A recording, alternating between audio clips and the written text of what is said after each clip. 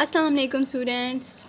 आज जो हमारा टॉपिक है वो बहुत ही इम्पॉर्टेंट टॉपिक है, नर्व इम्पल्स। ठीक है, सबसे पहले आप लोगों को पता होना चाहिए कि नर्व इम्पल्स क्या होती है। नर्व इम्पल्स जो है वो एक इलेक्ट्रोकेमिकल चेंज होती है जो कि हमारे न्यूरॉन्स के अंदर आ रही होती है। That is nerve impulse. जो भी केमिकल रिएक्शन न्यूरॉन के अंदर परफॉर्म हो रहे होते हैं वो सारे के सारे जो चेंजेस आ रही होती हैं, जो पोटेंशियल या जो स्टिमुलस जनरेट हो रहा होता है उसको हम कहते हैं नर्व इम्पल्स। ठीक है, इसके बाद आपको यहाँ पे बताया गया है कि nerve impulse is a wave of electrochemical changes which travel along the length of neuron involving the chemical reactions movement of ions across the membrane. ठीक है, इलेक्ट्रोकेमिकल चेंजेस हैं, जैसे इलेक्ट्रॉन ट्रैवल कर रहे हैं, केमिकल रिएक्शंस हो रहे हैं मेम्ब्रेन्स के अंदर, ये सारे के सारे जो है वो क्या आपको बता रहे हैं कि इसे नर्व इम्पल्स कहेंगे। आगे है इलेक्ट्रिक पोटेंशियल। ठीक है, यहाँ पे इलेक्ट्रिक पोटेंशियल क्या है? It is the measure of capacity to do electrical work. ठीक है, हम इसे जो है वो एक कैपेसिटी को मेजर कर सकते हैं। किसी भी जो भी इलेक्ट्रिक चार्जेस प्रोड्यूस हो रहे हैं हम उसकी कैपेसिटी को मेजर कर सकते हैं कि कितने वोल्ट के चार्जेस जो है या कितने वोल्ट का एक्शन पोटेंशियल जनरेट हो रहा है। इसके बाद आप लोगों को यहाँ पे बताया गया है कि जब हमारे न्यूरॉन्स के अंदर जो है वो नर्व इम्पल्स जनरेट नहीं कर रही होती तो उस वक़्त रेस्टिंग स्टेज होती है। उस रेस्टिंग स्टेज के अंदर चार्जेस का जो डिफरेंस आ रहा होता है आउटसाइड और inside the membrane of neurons, उसको हम कहते हैं रेस्टिंग मेम्ब्रेन पोटेंशियल। ठीक है, इसके बाद आप लोगों को यहाँ पे बताया गया है कि यहाँ पे आप लोगों को ये बताया गया है कि ये हमारे पास जो रेस्टिंग मेम्ब्रेन पोटेंशियल है इसके अंदर कौन कौन सी चेंजेस आ रही हैं। जब वो रेस्ट पे हमारी मेम्ब्रेन के अंदर नर्व इम्पल्स जब जनरेट नहीं हो रही होती, रेस्टिंग कंडीशन होती है, तो उस वक़्त जो है वो कैसी कंडीशन होती है, तो आप यहाँ से समझें। ठीक है, यहाँ से आप लोगों को शायद नज़र आ रहा हो। ठीक है, जब हमारे पास नर्व इम्पल्स रेस्ट कंडीशन पे होती है, कोई भी नर्व इम्पल्स कंडक्ट नहीं हो रही होती, तो हमारी मेम्ब्रेन के अंदर हमें पता है कि डिफरेंट चैनल्स होते हैं जिससे सोडियम पोटाशियम पंप होता है। ठीक है, तो जैसे ही नर्व जो है वो जब रेस्टिंग स्टेज में होती है तो उस वक़्त कंडीशन क्या होती है कि मेम्ब्रेन के ऊपर जो सोडियम गेट्स हैं वो क्लोज़ हो जाते हैं और पोटाशियम के जो चैनल्स हैं वो भी क्लोज़ हो जाते हैं, लेकिन उसमें से थोड़ी बहुत पोटाशियम की लीकेज हो रही होती है। ठीक है, तो सोडियम चैनल क्लोज़ हो जाते हैं, पोटाशियम जो है वो कुछ लीक कर रहा होता है।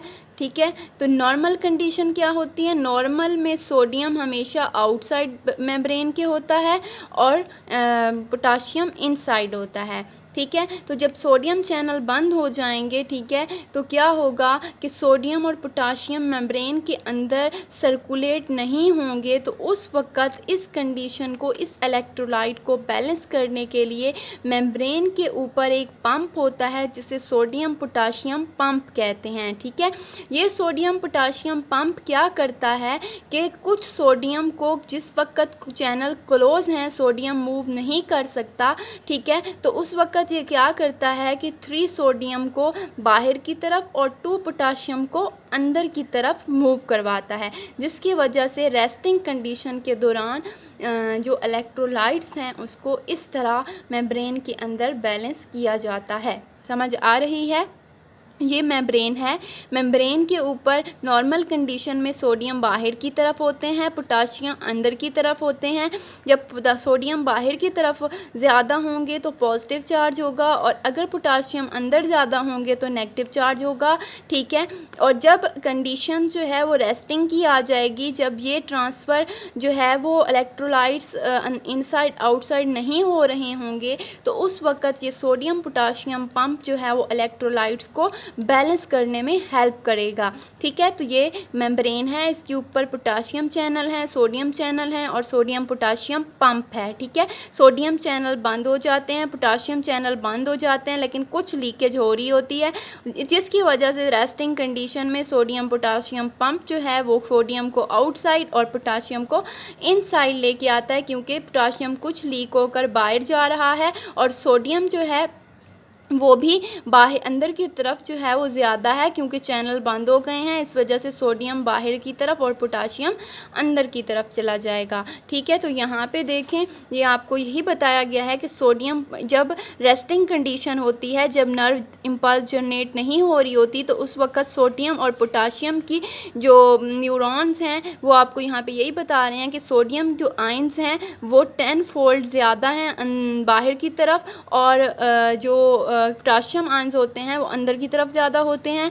और पोटाशियम जब इलेक्ट्रोलाइट्स को बैलेंस करना होता है तो 2 पोटाशियम अंदर और 3 सोडियम बाहर चले जाते हैं बाय सोडियम पोटाशियम पंप। और इस वक्त एटीपी स्प्लिट होती है, जो कि एटीपीएस सिंथेज एंजाइम होता है, जो कि मेम्ब्रेन के अंदर लाई करता है और इस एटीपी को तोड़ देता है, और जिसकी वजह से सोडियम पोटाशियम चैनल मूव करते हैं। ठीक है, नेगेटिव आयंस ऑर्गन्स मतलब कि जब कंडीशन जो है वो ये होगी कि इनसाइड चार्जेस बहुत ज़्यादा हो जाएंगे, तो उस वक़्त अंदर की तरफ नेगेटिव चार्ज बहुत ज़्यादा हो जाएगा। जैसे प्रोटीन, ऑर्गेनिक एसिड जो है वो मेम्ब्रेन के अंदर जब ज़्यादा होंगे तो उस वक़्त हम कहेंगे कि ये नेगेटिव ऑर्गेनिक आयन ज़्यादा हो गए हैं।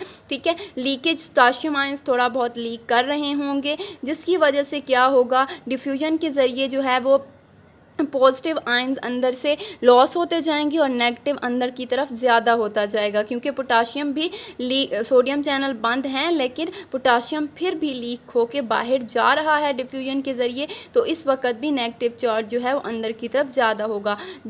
इस जो हम ये रेस्टिंग मेम्ब्रेन पोटेंशियल पढ़ रहे हैं, इसके अंदर कोई भी इम्पल्स की कंडक्शन नहीं हो रही होती, और उस वक्त जो है वो मेम्ब्रेन के अंदर पोटेंशियल -70 मिलीवोल्ट एग्जिस्ट करता है।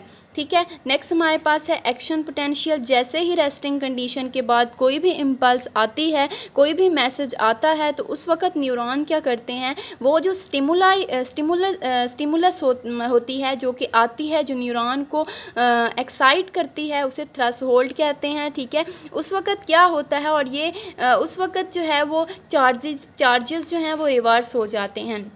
जैसे पहले रेस्टिंग कंडीशन थी तो सोडियम बाहर ज़्यादा थे, पोटाशियम अंदर ज़्यादा थे, बाहर पॉजिटिव चार्ज ज़्यादा था, अंदर नेगेटिव चार्ज ज़्यादा था।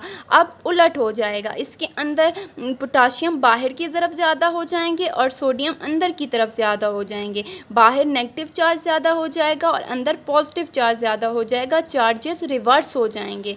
ठीक है, तो यहाँ पे आपको यही बता रहे हैं। नेक्स्ट आप लोगों को यहाँ पे बताया गया है कि चार्जेस रिवर्स हो रहे हैं। उसी तरह से नर्व इम्पल्स यहाँ पे in the form of nerve impulse जो है वो मैसेज जनरेट हो रहा है, और इस मेम्ब्रेन पोटेंशियल के अंदर जो वोल्टेज होते हैं वो +50 मिली वोल्ट जो है वो एग्जिस्ट करता है। और यहाँ पे आप लोगों को बताया गया है कि जब रेस्टिंग कंडीशन होती है, वो रेस्ट का बता रहे हैं, फिर यहाँ पे थ्रेशोल्ड आया, चार्जेस रिवर्स हुए तो डीपोलराइजेशन हो गई है। रेस्टिंग स्टेज पे पोलराइजेशन थी, अब डीपोलराइजेशन हो गई है। पोटाशियम चैनल थोड़े से फिर खुलते हैं तो रीपोलराइजेशन हो जाती है। रीपोलराइजेशन के बाद दोबारा से सोडियम पोटाशियम चैनल को बैलेंस किया जाता है, रिकवरी हो जाती है। तो ये आपको सारा का सारा यहाँ पे ये समझाया गया, आप पढ़ेंगे तो आपको समझ आ जाएगा। यहाँ पे आपको नर्व इम्पल्स का बताया गया है कि कुछ न्यूरॉन्स होते हैं जिसके ऊपर शीथ होती है, जिसे मैंने पहले बता चुकी हूँ, माइलन शीथ, और दरमियान में नोड्स होते हैं जिसे नोड्स ऑफ रेनवीर कहते हैं। ठीक है, तो उसको उस वक़्त जो जंप की सूरत में वहाँ पे न्यूरॉन्स होते हैं, वहाँ पे नर्व इम्पल्स जंपिंग की सूरत में ट्रैवल करती है, तो उसको हम सॉल्टेटरी इम्पल्स कहते हैं। ठीक है, नर्व इम्पल्स की नॉर्मल स्पीड जो ह्यूमन के अंदर है वो 100 मीटर पर सेकंड है, और मैक्सिमम स्पीड जो रिकॉर्ड की गई है वो 120 मीटर पर सेकंड है।